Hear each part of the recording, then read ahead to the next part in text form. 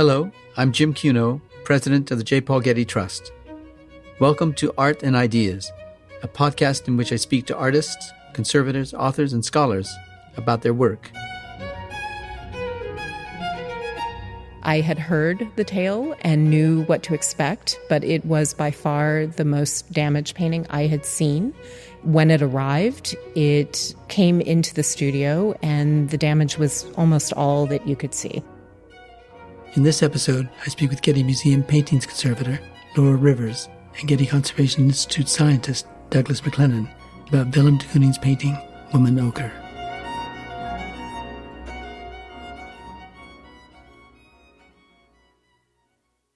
In 1955, prominent abstract expressionist Willem de Kooning painted a bold and expressive painting titled Woman-Ochre.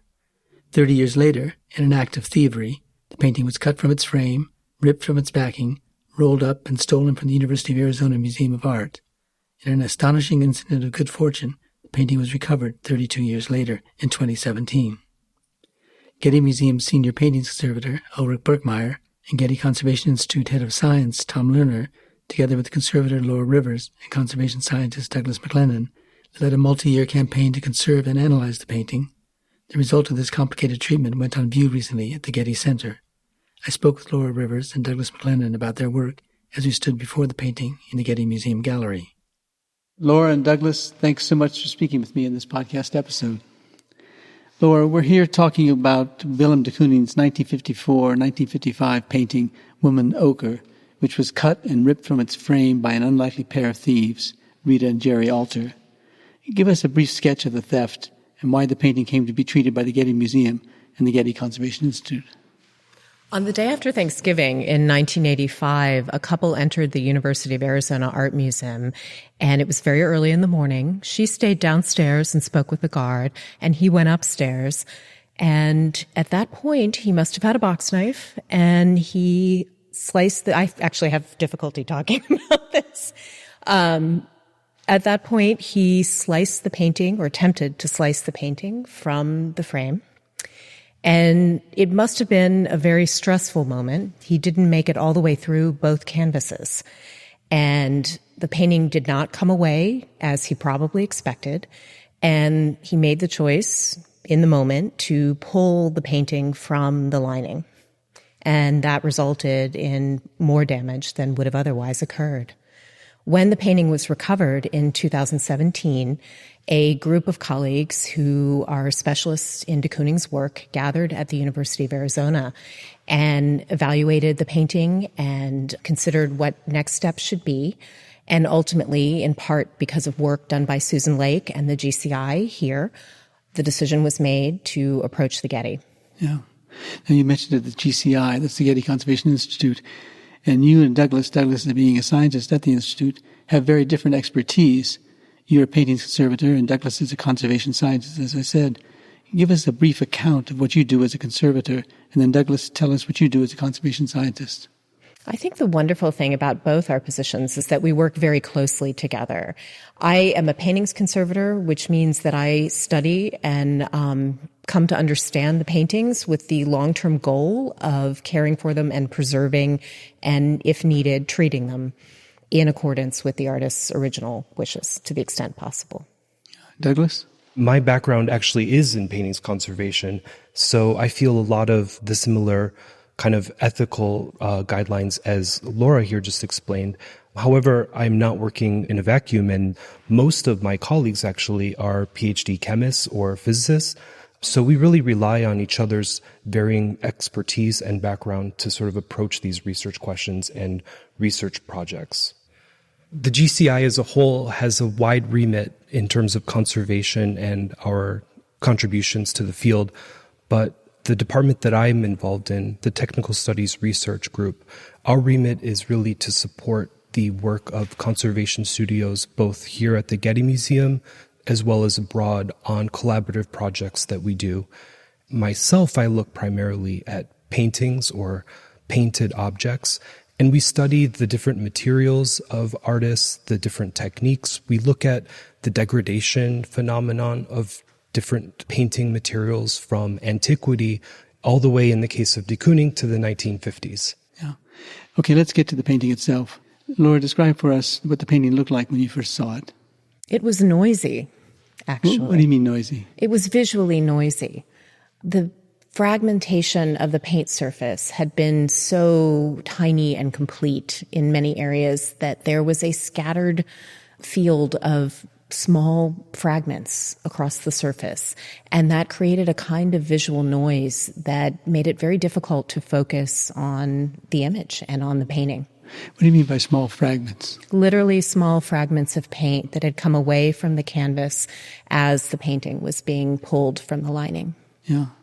How did you first respond to the painting then? I mean, I have an image of it being rushed into an emergency room strapped to a hospital gurney. I first saw photographs while at a lining workshop in Maastricht, and it was alarming. I had heard the tale and knew what to expect, but it was by far the most damaged painting I had seen. When it arrived, it came into the studio, and the damage was almost all that you could see. Yeah. Douglas, how did you first respond to it? So my first response to this painting was also a little bit of a shock. How much of a shock? I think that the first thing that struck me was the fact that the painting looked so unlike a painting as it was cut from the rest of it itself. So the bulk of the pictorial frame that we see back then was completely separated from the tacking edges and the margins. And to the side on another table, if I remember correctly, was the auxiliary supports or the lining canvas from MoMA. And seeing just the painting loosely unstretched on the table with all of these highly disturbing horizontal and angular cracks throughout, breaking up the composition, it lent a sort of image of violence in my mind that was really striking. So you, Laura, started working on the painting quite soon after its arrival here at the Getty. Douglas, you came in later into this. How did you soon begin to work together on the project? And what did it mean to work together? So I actually came into this research project towards the end, in a way, and I had the luxury of starting my work based on the results of the work that my colleagues had already carried out. And that would include Kristen Watts from the University of Arizona, at that time a PhD candidate, as well as my colleagues in GCI Science, specifically Vincent Beltran, Joy Mazurek, and also Lynn Lee. Joy Mazurek, she's an expert with organic analysis using various chromatography techniques, and she had studied with Laura many samples from the painting all throughout to look at the binding media that de Kooning had used, and had created a really useful report which acted as a sort of guidepost for some of the work that I was doing later on. My other colleague, Lynn Lee, she had also collected some samples from the painting to be analyzed by a different technique called Raman spectroscopy. And my other colleague, Vincent Beltran, did what's called microfade testing on many of the different colorants on the early days of this project. And the results from his work gave us a good idea of the light sensitivity of some of these pigments, and even an understanding of potentially measuring what their sensitivity might be looking forward in the future. Laura, we're standing in front of the painting now. Describe it for us. De Kooning did a series of woman paintings beginning in 1948 and returning to the subject again and again into the 1960s. And this is one of those paintings. It depicts a woman almost enthroned, and it's very liminal, sort of bordering between abstract and the figurative. And de Kooning regarded these paintings as wonderful tributes to women, as the opportunity to sort of put them forth and consider all the idols of women throughout the ages. In fact, they were actually very controversial at the time, both because his colleagues in the abstract expressionist movement felt he'd stepped away from the abstract mission, and also the nascent feminist movement found them somewhat disturbing. Now, conservators typically consider the treatment history of a painting before beginning additional treatment.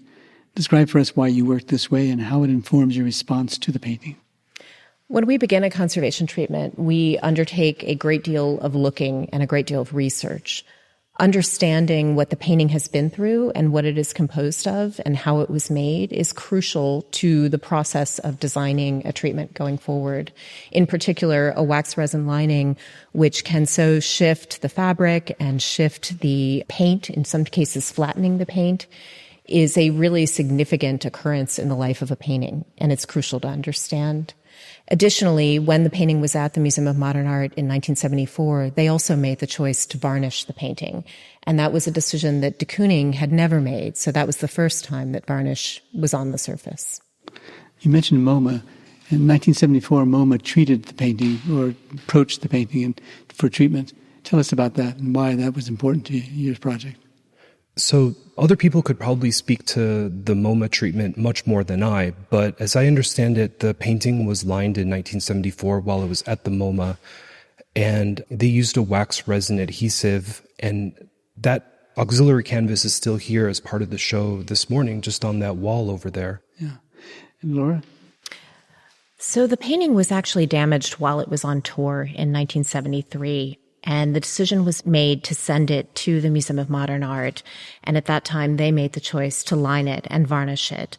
Lining at that point in time was a fairly standard practice.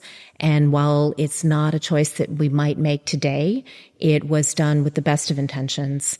And a secondary canvas was infused with wax resin. The painting itself was infused with a wax resin adhesive, and the two were fused together. What does it do to line a painting? How does it help? In many respects, it can save or stabilize a paint surface, depending on the state of the painting before. It also changes. It changes the movement of the canvas. It changes, in some cases, the translucency of the canvas. Wax resin can make a canvas slightly more translucent. It can change the colors of a paint as the wax resin moves through to the surface. I gather there were specific goals for the present treatment. What were those goals, and why these particular ones?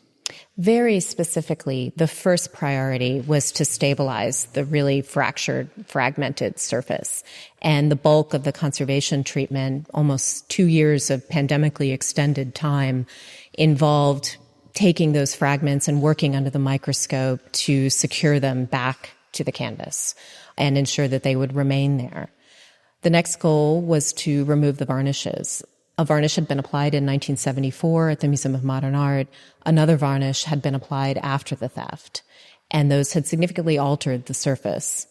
And of course, the obvious goal was to reunite the painting with its former tacking margins, with its original tacking margins, and reestablish the original format of the painting. Now, another way to ask the question might be that important at the early stage in treating it, the painting that is, was consolidating the paint surface. Why is that so important? And describe for us what's involved in such consolidation. The paint was literally coming away from the canvas, and the presence of the varnishes actually saved much of it. The varnish applied in 1974 was almost sticky at room temperature, so when the painting was stolen, many of the fragments became embedded in the varnish. Under the microscope, very slowly, over time, I looked at each individual fragment and using dental tools and a small amount of heat, set it down, sometimes only doing an inch or so a day. How did you keep track of all the fragments? I actually began to use a series of bedazzling boxes, the kinds of boxes. Bedazzling boxes? What does that mean? Yes. Bedazzling boxes are the boxes that you use if you're interested in beading or in adding crystals to your cell phone case. And they are these wonderful plastic boxes that can be purchased very inexpensively on Amazon.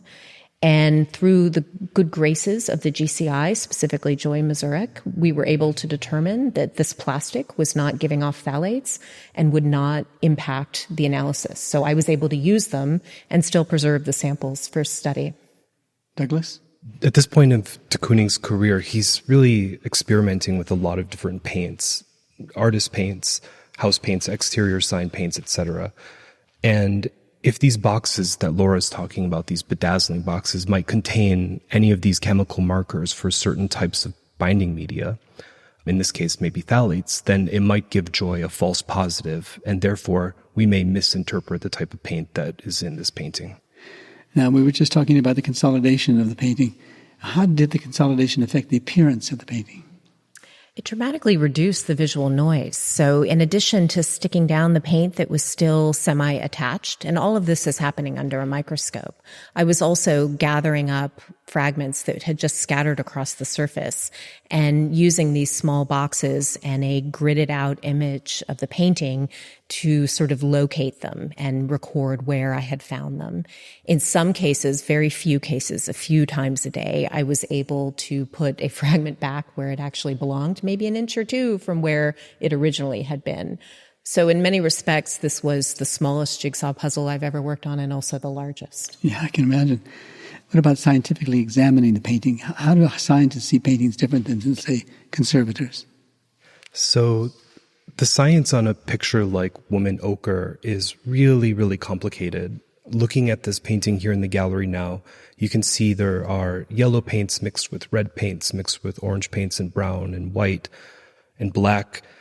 And as an analyte, that presents a lot of challenges. De Kooning was never reusing the same tricks twice, and he's changing his technique depending on the types of materials that he's using, depending maybe on the mood of the day. It's hard to say. But in the case of this painting, approaching it from the scientific perspective was a real challenge.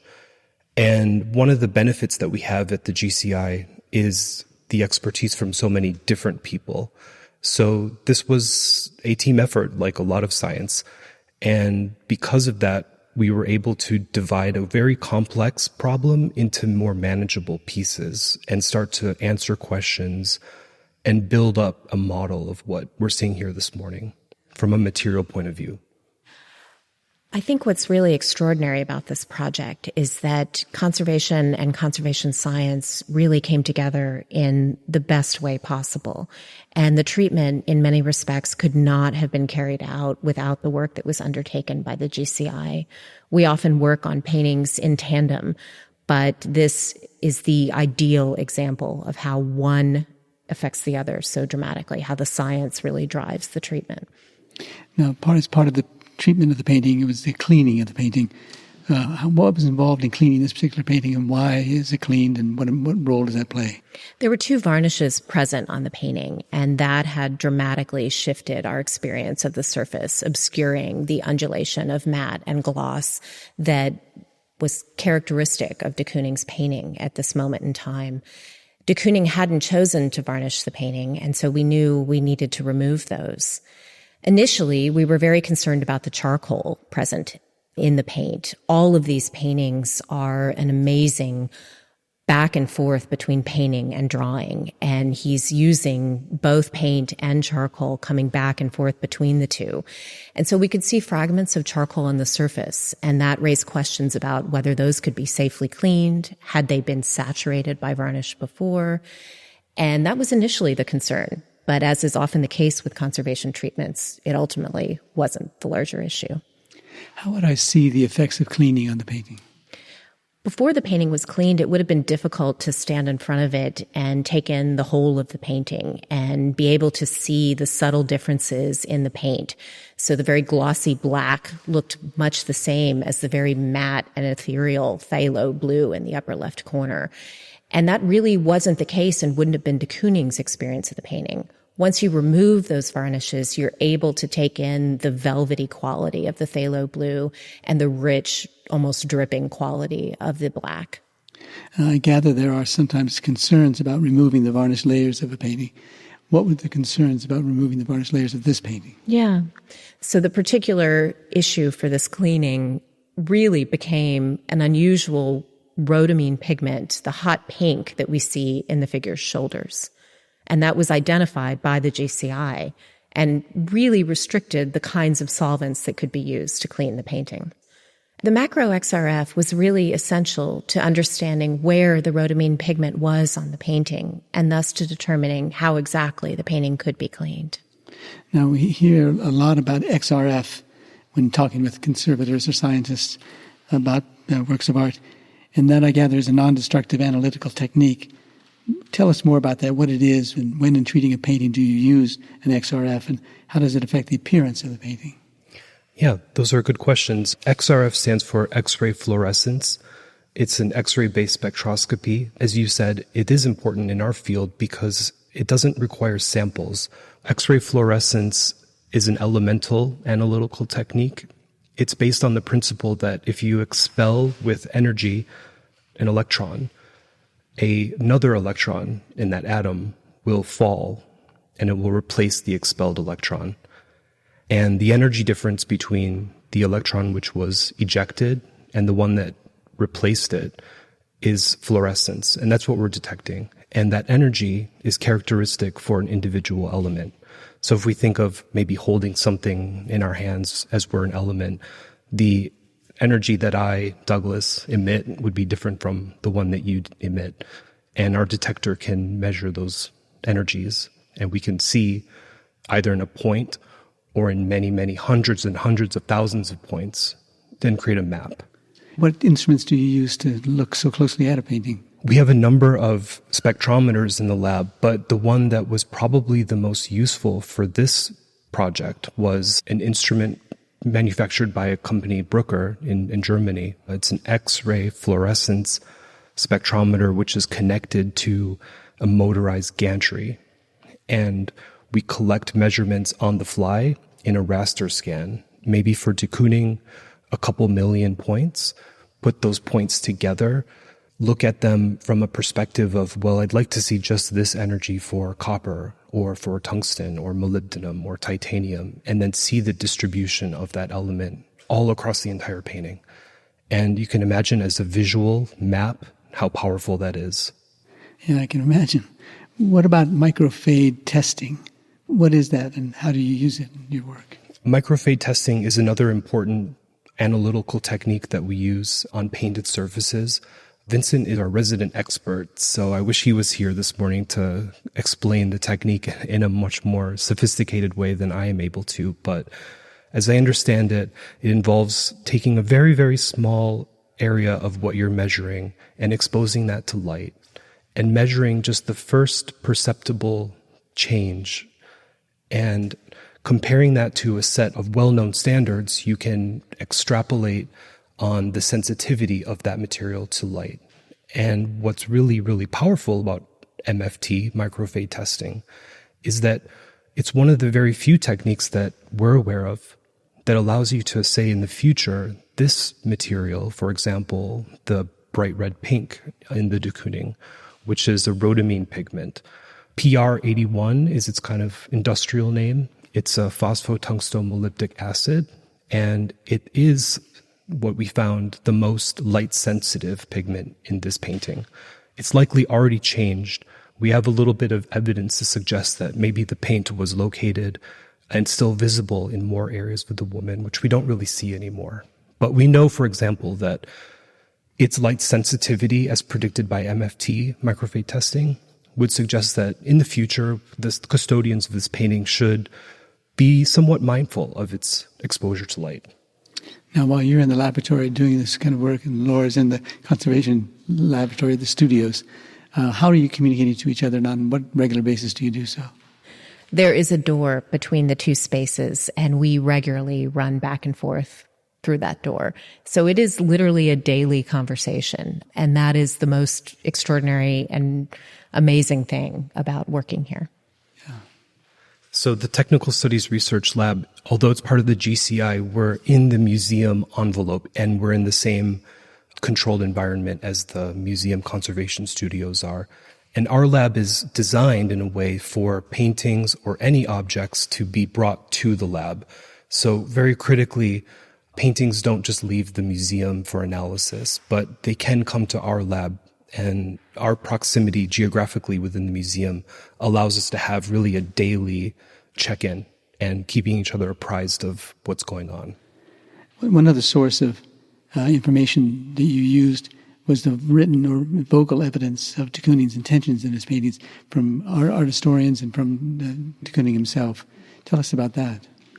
So de Kooning's descriptions of his own working process are generally limited to comments in interviews, comments with artists, and they have filtered through the art historical literature.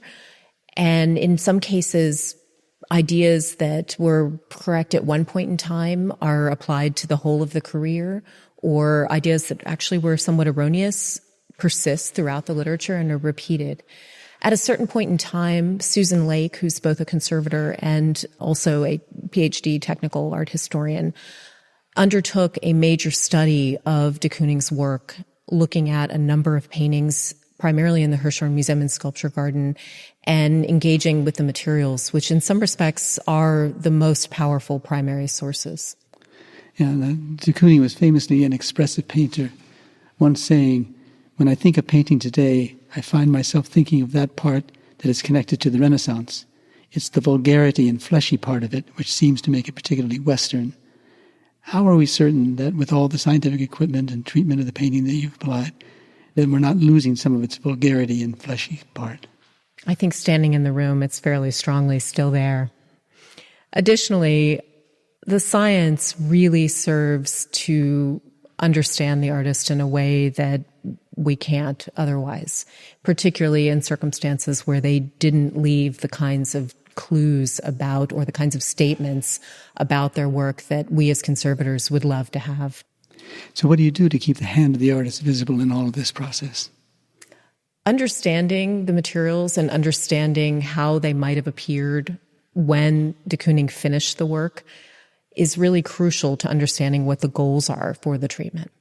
During a conservation treatment, there's an extraordinary moment during which visitors begin to come to the studio and not immediately see the damage. They begin to see the painting again. And that is really when we know that we are approaching the end of the treatment. Yeah. Now, the painting is currently on view in the Getty Museum's galleries. What will people be expected to see in the galleries? We hope that they will see the painting first, and that they will see the painting and not immediately focus on its terrible history. When you walk into the galleries, the painting is on a diagonal wall, and it grabs your attention immediately. To the left, there's a wall describing the history and the theft. Behind the painting, there's a wall describing the Getty Conservation Institute's work investigating the materials of the painting. And to the right of the painting, there's a wall discussing the conservation process. There's also a small video. On the wall behind the painting, there's a photo mural showing de Kooning in his studio and a case containing a number of materials from the studio. So what do we in the painting's owner, the University of Arizona, hope the public will get from seeing in the conserved painting? I hope they get to see a de Kooning and to see a painting from the Woman series and to not immediately walk in the room and be cognizant of the damage that happened in the past. Douglas, what about you? I agree with Laura. The de Kooning painting looks so striking on the white walls of the gallery here, which is a little uncommon for the exhibitions that we typically have here at the Getty Center. And in terms of the material presented around the painting, I think the objects from the studio, I would hope, might lend a sense of intimacy for the viewer to see the kinds of materials that de Kooning was working with, the kinds of tools that he used to create these effects that we see in Woman-Ochre and in so many of his other paintings. And also, I think that it gives visitors a chance to see behind the scenes in the museum, so to understand the different questions and the different problems that we as conservators and conservation scientists and all types of roles have when it goes into preparing these exhibitions. And what's next for the painting after that exhibition? It'll be on view for a long time at the University of Arizona as part of its teaching mission. Once the exhibition closes, it'll be on view at the University of Arizona, where it should have been all along. Yeah. Well, thank you both for speaking with me today. It's been an illuminating conversation for me, certainly. So thank you again. Thank you. It's been a pleasure. Thank you very much.